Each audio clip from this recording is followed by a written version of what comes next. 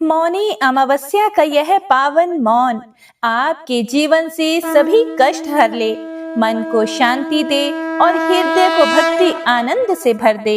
हरे कृष्णा।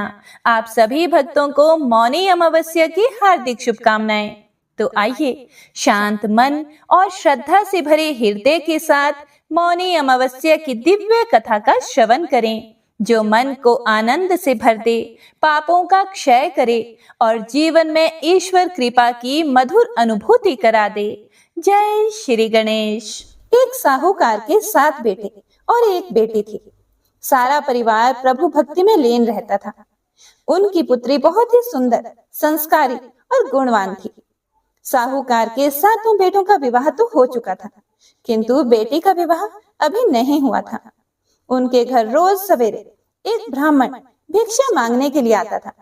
जब भी साहूकार की कोई बहू या सेठानी उसे भिक्षा देती तो वह उनको आशीर्वाद देता था और कहता था, सेली हो जे सपूती हो जे, अपने पति के कांधे राज कर जे।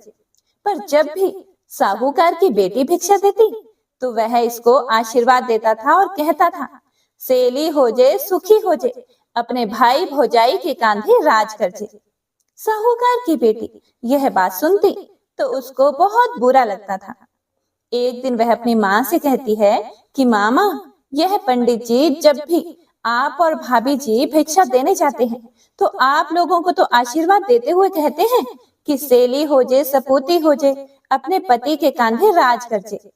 और जब मैं भिक्षा देने जाती हूँ तो मुझे आशीर्वाद देते हुए कहते हैं कि सेली हो जे सुखी हो जे, अपने भाई भौजाई के कांधे राज कर जे।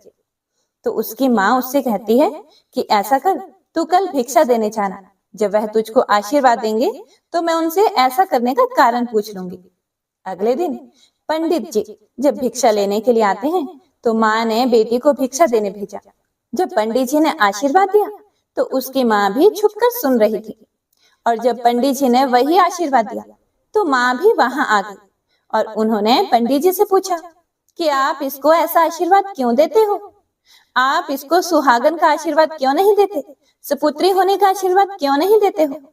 तो पंडित जी कहते हैं कि इसकी किस्मत में सुहाग नहीं है, इसीलिए मैं इसको यह आशीर्वाद देता हूँ कि यह भाई भौजाई के साथ रहेगी। तब माँ पंडित जी से पूछती है, क्या कोई ऐसा उपाय नहीं कि इसका सुहाग बना रहे? तब पंडित जी अपनी पोथी पुराण खोलते हैं, उस लड़की की पत्रिका खोल कर देखते हैं और कहते हैं कि एक उपाय है। सोना नामक धोबिन जाति की एक पतिव्रता स्त्री अपने पति, बेटे और बहुओं के साथ रहती है, जो कि एक महान पतिव्रता स्त्री है। यदि आपकी लड़की उसे अपनी सेवा से प्रसन्न कर लेती है और यदि सोना धोबिन इसकी शादी में आकर अपना आशीर्वाद दे दे तो उसका पति बच सकता है। ऐसा करने से इसे अमोघ सुहाग भाग्य की भी प्राप्ति होगी। मगर याद रहे, वह पतिव्रता महिला कहीं आती जाती नहीं है। तो उसकी माँ पूछती है कि यह सोना धोबन कौन है और कहाँ रहती है? तो पंडित जी बताते हैं कि 7 समुद्र पार सोना धोबन का गांव है। वहां वह अपने परिवार के साथ रहती है। अब सेठानी अपने बेटों से कहती है कि सोना धोबन के गांव उसकी बहन को लेकर जाना है। उसके 6 बेटे तो मना कर देते हैं, लेकिन 7वां बेटा तैयार हो जाता है। दोनों भाई बहन सोना धोबिन के गांव के लिए निकल जाते हैं और चलते चलते समुद्र किनारे पहुंच जाते हैं। समुद्र पार करने के लिए दोनों भाई बहन एक पेड़ के नीचे बैठे होते हैं कि उसी समय उन्हें पेड़ के नीचे बांबी में से एक सांप निकलता हुआ दिखाई देता है। बांबी मतलब सांप का बिल। उसमें से एक सांप निकलता है और जब वह सांप पेड़ पर चढ़ने लगता है तो बहन की नजर उस सांप पर पड़ जाती है। तो वह अपने भाई से कहती है कि देख देख, किसी पक्षी के अंडे पेड़ पर हैं और उसको मारकर यह सांप खा जाएगा। अब बेचारे वो पक्षी जब शाम को आएंगे और अपने बच्चे नहीं पाएंगे तो कितने दुखी होंगे। तो भाई बहन की बात मानकर और उस सांप को मार देता है और वहीं टोकरी से ढक देता है। वह अंडे हंस और हंसिनी के थे। शाम को जब हंस और हंसिनी आते हैं तो आज उनको अपने अंडे घोंसले में ही रखे हुए मिलते हैं। तो हंसनी खुश होकर कहती है कि रोज तो कोई पापी दुष्ट हमारे अंडे मार के खा जाता था। तो उनकी बात सुनकर बहन टोकरी के नीचे रखा हुआ सांप दिखाते हुए उनसे कहती है कि रोज ये सांप आपके अंडे खा जाता था। आज हमने उसको मार दिया है। अब आपके अंडे कोई नहीं खाएगा। अब कोई भी उनको नष्ट नहीं करेगा। यह जानकर हंस हंसिनी बहुत खुश हो जाते हैं। अगले दिन अपनी पीठ पर बैठाकर उन दोनों भाई बहनों को समुद्र पार सोना धोबन के गांव में छोड़ देते हैं। सोना धोबन का भी बहुत बड़ा परिवार था। उसके भी बहुत सारे बेटे बहुएं सब एक साथ रहते थे। अब साहूकार के बेटे बेटी भी उसी गांव में एक घर लेकर वहीं रहने लग जाते हैं। रोज रात को साहूकार की बेटी सोना धोबन के घर जाती और खाना बनाना, पानी लाना, बर्तन साफ करना, कपड़े धोना, घट्टी पीसना वगैरह सब काम करके सुबह होते होते अपने घर आ जाती थी। इस तरह से कई दिनों तक चलता रहा। एक दिन सोना धोबन के दिमाग में आया कि पहले तो मेरी बहुएं खूब झगड़ती थी, आजकल तो बिल्कुल भी नहीं झगड़ती। तब सोना धोबन अपनी बहुओं से पूछती है कि आजकल तुम्हारी लड़ाई झगड़े की आवाजें नहीं आती, क्या बात है?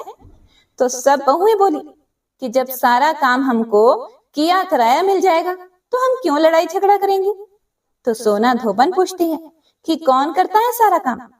तब बहुएं बोलती हैं कि हमें क्या पता। सोना धोबन ने पता लगाने का निश्चय किया। आज रात को मैं पता लगाकर ही रहूंगी कि ये सारा काम कौन कर कर जाता है। तो सोना धोबन रात भर जागती रहती है।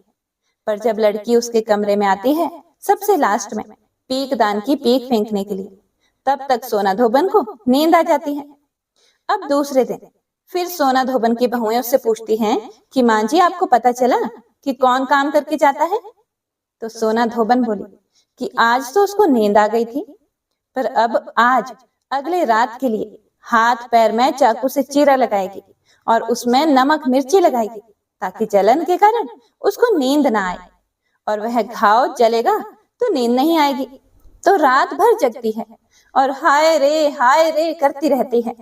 जब वह लड़की सारा काम करके और उसके कमरे में पीकदान की पीक फेंकने के लिए आती है तो सोना धोबन उसका हाथ पकड़ लेती है और उससे पूछती है कि तू कौन है? भूत है, चुड़ैल है, क्या है जो मेरे घर का काम करके जाती है? तब वह लड़की बोलती है कि मैं तो कोई भी नहीं हूँ, मैं तो एक साहूकार की लड़की हूँ और सवेरे मेरा भाई आकर आपसे सारी बात करेगा। और यह बोलकर साहूकार की लड़की वहां से आ जाती है। सवेरे उसका भाई सोना धोबन के घर आता है और सारी बात बताता है कि पंडित जी ने उनको बताया था कि यदि आप शादी में आकर उसकी बहन को आशीर्वाद दोगे तो उसकी बहन का सुहाग खत्म नहीं होगा। तो सोना धोबन जब यह सारी बातें सुनती है तो शादी में आने के लिए तैयार हो जाती है। भाई बहन कहते हैं कि आप अभी हमारे साथ चलो। तो सोना धोबन बोली कि नहीं, अभी मैं नहीं चलूंगी। अभी आप जाओ, शादी पक्की करो, शादी की डेट फाइनल करो और जिस दिन शादी हो उससे पहले मुझे न्योता दे देना, मैं आ जाऊंगी। दोनों भाई बहन अपने घर आते हैं। बहन के लिए लड़का ढूंढ के शादी की तारीख पक्की हो जाती है। सोना धोबन को भी न्योता भेज दिया जाता है और सोना धोबन शादी के दिन आ भी जाती है। अब शादी के दिन फेरे के ठीक बाद दूल्हा मर जाता है। फिर तो सब जगह हाहाकार मच जाता है कि दूल्हा मर गया, दूल्हा मर गया। तब सोना धोबन आती है, हाथ में जल लेकर संकल्प लेती है और दूल्हे के मुंह में वह जल छोड़ती है। तो दूल्हा उठ बैठता है। तो सब सोना धोबन की जय जयकार करने लगते हैं कि सोना धोबन ने हमारे दामाद को जिंदगी दे दी। उसके बाद सोना धोबन बोली कि अब तो मैं अपने घर जाऊंगी। तो सब उसको रोकने के लिए कहते हैं कि अभी रुक जाओ, लेकिन सोना धोबन मना कर देती है। फिर सब सोना धोबन को विदाई के लिए बहुत सारा सामान देते हैं, खाना वगैरह। तो वह सब चीजों के लिए मना कर देती है। वह बस केवल मंडप की एक चंवरी लेती है। मंडप की चंवरी मतलब मंडप जो बनता है, जो उसके आसपास जो मटकियां रखी जाती हैं, उनको बोलते हैं मंडप की चंवरी। तो वह एक मटकी, मिट्टी की बनी हुई मटकी लेकर जाती है। अब अगले दिन वापस सोमवती अमावस्या होती है। उस दिन सोना धोबन समुद्र किनारे ही पहुंचती है। तो वह वहीं सोमवती अमावस्या की पूजा करती है। वह हमेशा ही सोमवती अमावस्या पर 108 वस्तुओं का दान देती थी, पर आज तो उसके पास अभी कुछ होता नहीं। तो वह जो मंडप की चंवरी लेकर आती है उसके 108 टुकड़े करती है और उसमें समुद्र किनारे की मुट्ठी मुट्ठी रेत रखकर और फिर पूजा करती है और संकल्प लेती है कि आज के पहले के मैंने जितने भी सोमवती अमावस्या के व्रत किए थे उनका फल तो उस साहूकार की बेटी के पति को दे दिया, पर आज जो व्रत कर रही हूँ उसका फल मेरे पति को लगे। अब सोना धोबन क्योंकि 108 वस्तुएं दान करती थी और बहुत अच्छा अच्छा दान देती थी, तो बहुत सारे ब्राह्मण उससे दान लेने आते थे। अब जैसे ही उन लोगों को पता चलता है कि सोना धोबन समुद्र किनारे है, तो वे सभी ब्राह्मण दान लेने के लिए वहीं आ जाते हैं। पर जब वह देखते हैं कि चंवरी के टुकड़े में रेत रखी हुई है, तो कुछ गुस्सैल लोग तो उसको वहीं फेंक देते हैं और जो कुछ सीधे साधे लोग होते हैं वो सोचते हैं कि जब उसने अच्छा अच्छा दान दिया था तो हम अपने घर लेकर गए, तो आज यह जो दान मिला है इसे भी सिर माथे लगाकर घर लेकर जाते हैं। जब वह लोग घर पहुंचते हैं तो जो चंवरी का टुकड़ा था वह सोने का डला बन जाता है और वह जो रेत होता है वह सभी हीरे मोती बन जाते हैं। और जिन ब्राह्मणों ने वह फेंक दिया था वे अब पछताते हैं कि उन्होंने क्यों फेंका, अब क्या कर सकते थे। अब सोना धोबन घर पहुंचती है तो वहां रोना धोना मचा हुआ था। सोना धोबन का पति मर जाता है। जब सोना धोबन शादी में गई थी तो शादी में जाने से पहले वह घर में सबको बोलकर गई थी कि मेरे पीछे से कुछ भी हो जाए तो उसको वैसा का वैसा ही रहने देना। सब बच्चे वगैरह उनका इंतजार करते रहते हैं। सोना धोबन जैसे ही घर पहुंचती है तो सबसे पहले पानी मंगवाकर संकल्प लेती है और कहती है कि आज से पहले की सोमवती अमावस्या का फल तो मैंने उस साहूकार की बेटी के पति को दिया था, पर आज जो मैंने व्रत किया सोमवती अमावस्या का उसका फल मेरे पति को लगे। और ऐसा बोलकर अपने पति के मुंह में जल डाल देती है और उसका पति थोड़ा सा कड़मड़ाता है और उठकर बैठ जाता है। तो इस प्रकार अमावस्या के प्रताप से वह अपने पति को भी जीवित कर देती है। हे भगवान, व्रत का जैसा फल सोना धोबन को दिया वैसा सबको देना। कथा को सुनने वाले, सुनाने वाले और हुंकारा भरने वाले सभी की मनोकामनाओं को पूरा करना, सबका सुहाग बनाए रखना।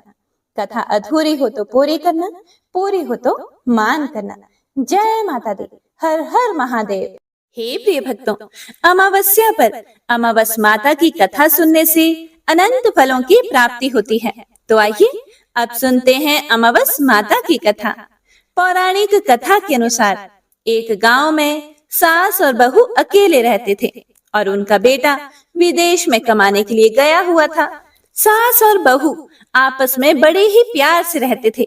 दोनों एक दूसरे की देखभाल भी करते थे। एक दिन बहू ने खाना नहीं खाया। तब सास बोली कि हे बहू, तुमने आज खाना क्यों नहीं खाया?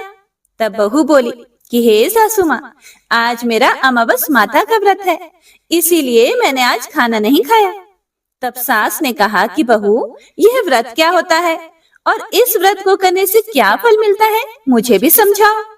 तब बहू बोली कि हे सासू माँ, अमावस माता का व्रत करने से बहुत ही पुण्य मिलता है और घर में अन्न धन बना रहता है, सुख शांति बनी रहती है और अटल सुहाग मिलता है, पुत्र की प्राप्ति होती है।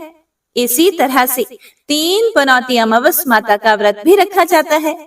इस व्रत में हर साल अलग अलग खाना खाया जाता है और विष्णु भगवान के मंदिर में चढ़ावा चढ़ाया जाता है या फिर किसी ब्राह्मण को दान दक्षिणा दी जाती है। इस व्रत में पहले साल शक्कर, घी और चावल से बना खाना खाया जाता है।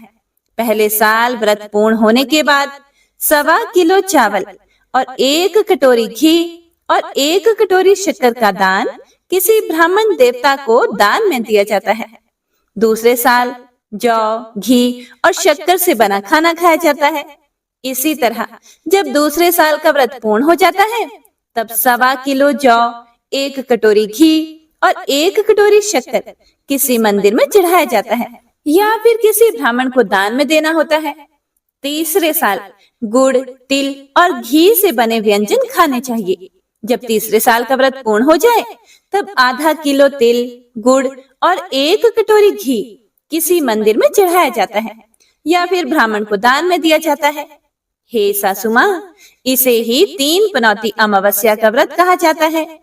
हे प्रिय भक्तों, फिर आगे बहू बताने लगी कि माँ जी, इस व्रत का संकल्प लेने के बाद इसे पूरा करना जरूरी होता है।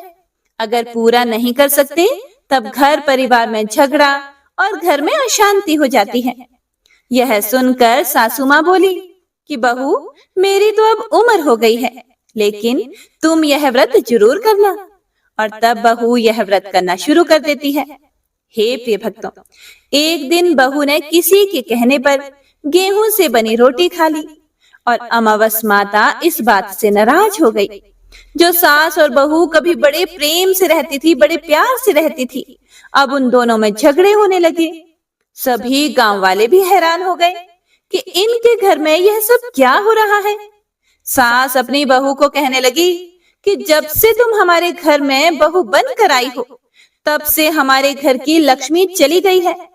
तुम हमारे लिए बिल्कुल भी शुभ नहीं हो। तब बहू ने कहा कि माँ जी, आपके घर की लक्ष्मी चली गई है तो मुझे बताओ कि वह कहाँ मिलेगी। मैं लक्ष्मी को लेकर जरूर आऊंगी। तब सासू माँ कहने लगी कि बहू, लक्ष्मी तुम्हें समुद्र के बीच में भगवान विष्णु के पैर दबाते हुए मिलेगी।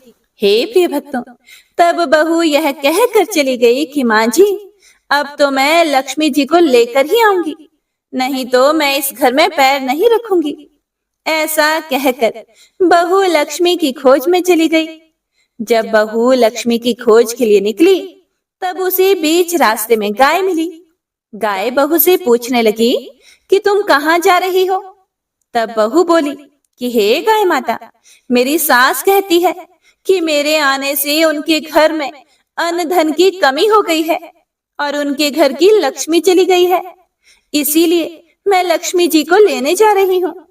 तब गाय माता कहने लगी कि हे पुत्री, अगर तुम जा ही रही हो तो भगवान से मेरे बारे में भी पूछ लेना। तब बहू कहने लगी कि ठीक है गाय माता, मैं आपके बारे में भी पूछ लूंगी। तब गाय माता कहने लगी कि जब मेरा बछड़ा होता है तो वह मर जाता है, जिंदा नहीं रहता। तुम लक्ष्मी जी से पूछ लेना कि आखिरकार मेरे साथ ऐसा क्यों हो रहा है। मैंने ऐसे कौन से कर्म किए हैं जिसकी सजा मुझे मिल रही है। तब बहू बोली कि गाय माता, मैं आपके बारे में जरूर पूछ लूंगी। और ऐसा कहकर बहू वहां से आगे बढ़ गई। जब वह आगे बढ़ी, तब रास्ते में उसे एक घोड़ी मिली जिसके गले में घंटी बंधी हुई थी। घोड़ी ने भी कहा कि हे पुत्री, तुम मेरे दुख का निवारण लक्ष्मी जी से पूछ लेना। तब बहू बोली कि मैं जरूर पूछ लूंगी। ऐसा कहकर बहू वहां से भी आगे बढ़ गई। आगे जाते ही बहू को एक अंधा और बहरा बुजुर्ग मिला। उसने भी बहू से अपनी समस्या के निवारण के लिए पूछने को कहा। तब बहू उसकी समस्या भी भगवान से पूछने का कहकर आगे बढ़ गई। आगे जाते ही बहू को एक बूढ़ी औरत मिली जो कि हाथ और पैर से अपाहिज थी। उसने भी बहू से कहा कि बेटी, जब तुम भगवान से मिलो तो उनसे पूछना कि आखिरकार मैं अपाहिज क्यों हुई, मैंने ऐसे कौन से कर्म किए थे। तब बहू उसकी समस्या पूछने के लिए भी तैयार हो गई और फिर आगे बढ़ गई। आगे चलते चलते बहू बहुत थक गई और एक आम के पेड़ के नीचे बैठ गई। आम का पेड़ बड़ा खुश होकर बहू से पूछने लगा कि हे बेटी, तुम कहाँ से आई हो और कहाँ जा रही हो। तब बहू बोली कि वो लक्ष्मी जी को लेने जा रही है। तब पेड़ भी अपनी समस्या भगवान से पूछने के लिए कहने लगा कि मेरे पेड़ पर लगे हुए आम खट्टे ही क्यों होते हैं। हे बहू रानी, इस बारे में भगवान से जरूर पूछ लेना। तब बहू पेड़ की समस्या लेकर आगे बढ़ गई। थोड़ी दूर जाने पर बहू को एक तलाई मिली। वह भी बहू से कहने लगी कि बहू, तुम भगवान से पूछना कि मेरी तलाई का पानी इतना मैला क्यों है, कोई भी यहाँ आकर पानी नहीं पीता। तब बहू बोली कि मैं जरूर पूछ लूंगी। और ऐसा कहकर बहू वहां से आगे बढ़ गई। बहुत दिन से जंगल में चलते चलते बहू बहुत थक चुकी थी। उसे भूख भी लगी थी, लेकिन खाने को कुछ भी नहीं मिला। तो वह भूख और प्यास से बेचैन हो गई और जंगल में बेहोश हो गई। उसी समय भगवान श्री हरि विष्णु और माता लक्ष्मी घूमते हुए उधर से जा रहे थे। तब माता लक्ष्मी विष्णु से बोली कि हे नाथ, हे प्रभु, यह तो आपकी बहुत बड़ी भक्त है, आप इसके दुख का निवारण कीजिए। तब भगवान श्री हरि कहते हैं कि इस संसार में तो बहुत से जीव दुखी हैं, सभी अपने अपने कर्मों का फल भोग रहे हैं।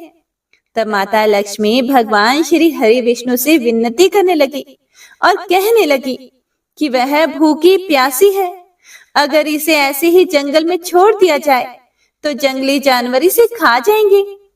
माता लक्ष्मी की बात सुनकर भगवान श्री हरि विष्णु एक साधु का वेश धारण करके बहू के पास गए और उसे होश में लेकर आए। बहू के होश में आते ही साधु वेश में भगवान श्री हरि विष्णु उससे पूछने लगे कि वह यहाँ क्यों आई है और कहाँ जा रही है। तब बहू ने सारी बात बता दी। उसकी बात सुनकर भगवान श्री हरि विष्णु और माता लक्ष्मी प्रकट हो गए और उनके साथ साथ अमावस माता भी प्रकट हुई। हे प्रिय भक्तों, बहू यह सब देखकर उनके चरणों में गिरकर उन्हें प्रणाम करने लगी। तब अमावस्या माता बहू से कहने लगी कि हे पुत्री, तुमने मेरे व्रत को खंडित किया है, इसी की सजा तुझे मिली है, लेकिन अब मैं तुझे क्षमा करती हूँ। अब तुम घर को जाओ, तुम्हारा घर अन्न और धन से भर जाएगा, तुम्हारा घर सुंदर महल में बदल जाएगा और तुम्हारी सभी मनोकामनाएं भी पूर्ण हो जाएंगी। यह सब होने के बाद बहू ने रास्ते में जो जो भी मिला था उन सभी के दुखों का निवारण करने के लिए विनती की। तब भगवान श्री हरि विष्णु कहने लगे कि गाय ने कभी भी अपना दूध किसी और को नहीं पिलाया, इसी कारण उसके बछड़े जिंदा नहीं रहते। तुम उसका दूध पी लेना, फिर उसके बाद उसके बछड़े जिंदा रहने लगेंगे।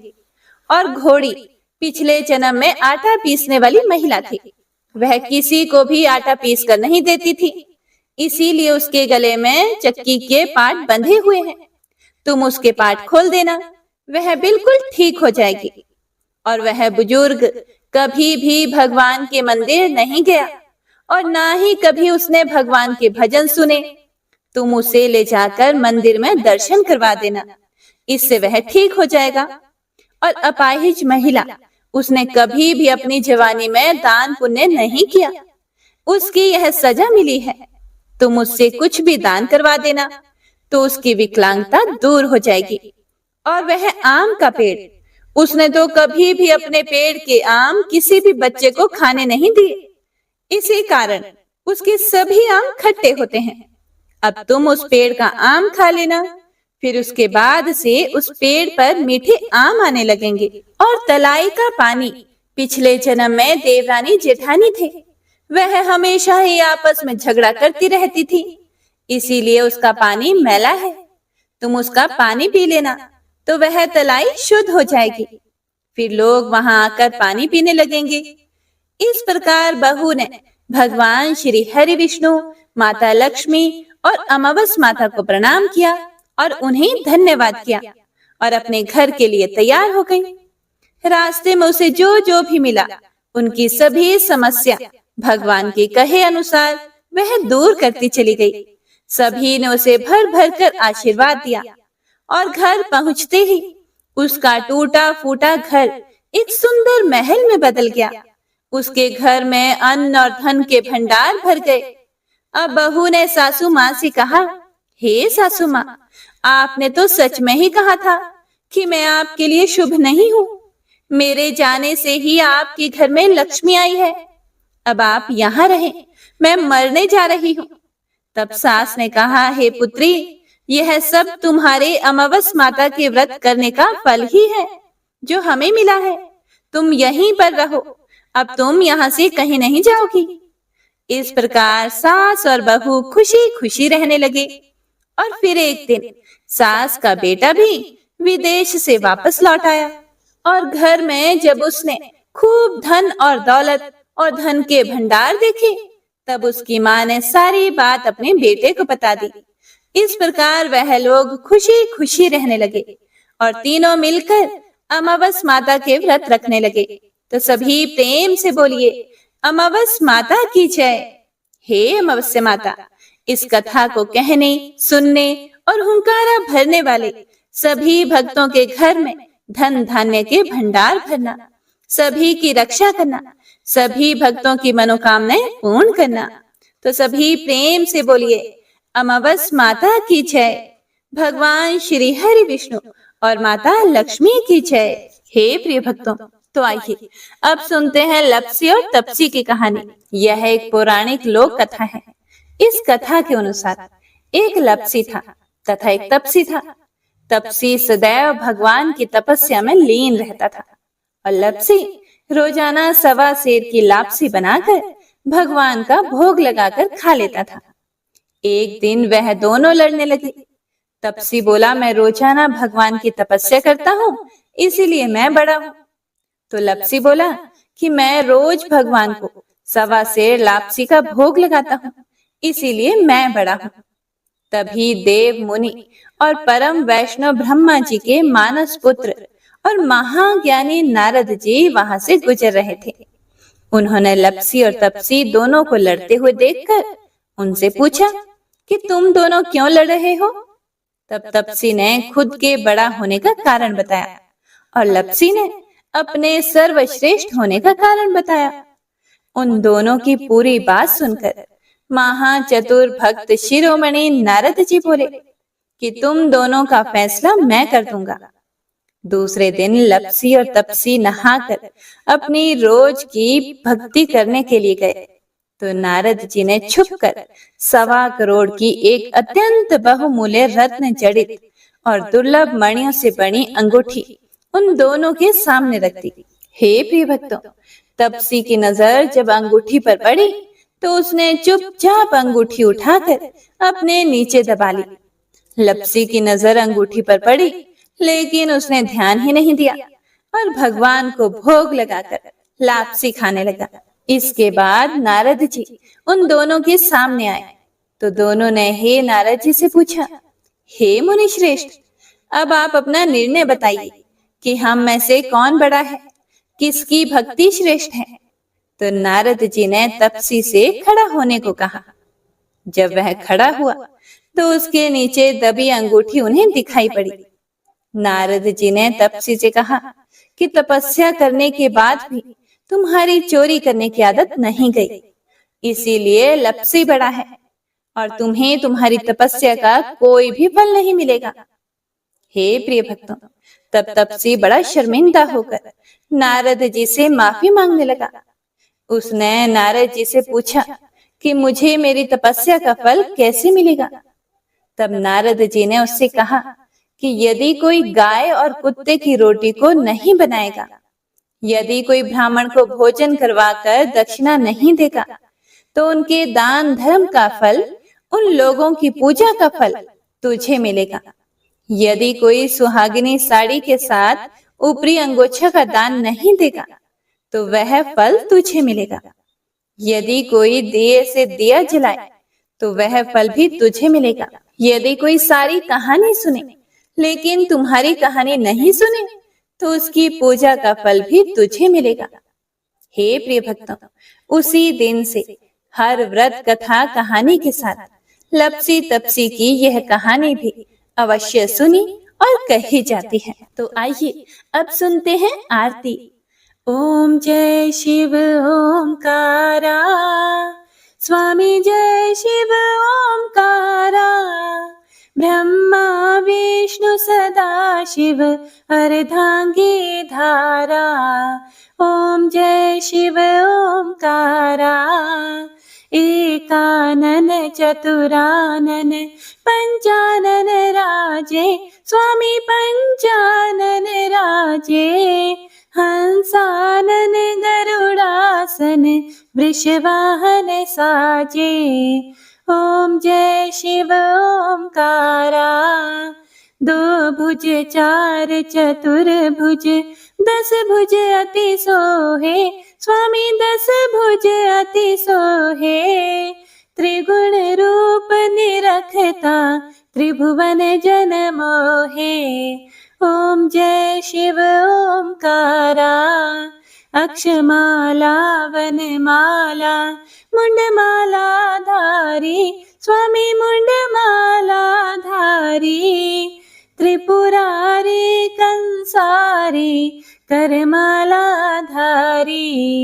ओम जय शिव ओंकारा, श्वेतांबर पीतांबर बाघंबर अंगे, स्वामी बाघंबर अंगे। सनकादिक गरुड़ादिक भूतादिक संगे। ओम जय शिव ओंकारा, करके मध्य कमंडलो चक्र त्रिशूल धारी, स्वामी चक्र त्रिशूल धारी। सुखकारी दुखहारी जग पालनकारी। ओम जय शिव ओंकारा, ब्रह्मा विष्णु सदा शिव जानत अविवेका, स्वामी जानत अविवेका। प्रणवाक्षर में शोभित ये तीनों एका। ओम जय शिव ओंकारा, त्रिगुण स्वामी जी की आरती जो कोई नर गावे, स्वामी प्रेम सहित गावे। कहत शिवानंद स्वामी सुख संपत्ति पावे। ओम जय शिव ओंकारा, ओम जय शिव ओंकारा, स्वामी जय शिव ओंकारा। ब्रह्मा विष्णु सदा शिव अर्धांगी धारा। ओम जय शिव ओंकारा। तो प्रेम से बोलिए पार्वती पते हर हर महादेव। ओम नमः शिवाय। हे प्रिय भक्तों, तो यह थी आज की कथा। पसंद आई हो तो लाइक करके कमेंट बॉक्स में जयकारा जरूर लगाइएगा। अगर आप कोई सुझाव देना चाहें तो कमेंट बॉक्स में जरूर लिखिएगा। कथा सुनने के लिए आप सभी भक्तों का तहे दिल से धन्यवाद, जो आप सभी अपना कीमती समय निकालकर हमारे चैनल पर इन कथाओं को सुनते हैं और भगवान के प्रति अपने श्रद्धा भाव कमेंट के द्वारा बताते हैं। आपके कमेंट बहुत ही प्रेरणादायी होते हैं। आपके प्यार और समर्थन से ही हमारा यह प्रयास सफल होता है। भगवान आप सभी को खुश रखें और आपका जीवन आनंदमय बनाए और कथाओं को सुनने का पुण्य फल आपको प्रदान करें। हर हर महादेव। ओम नमः शिवाय।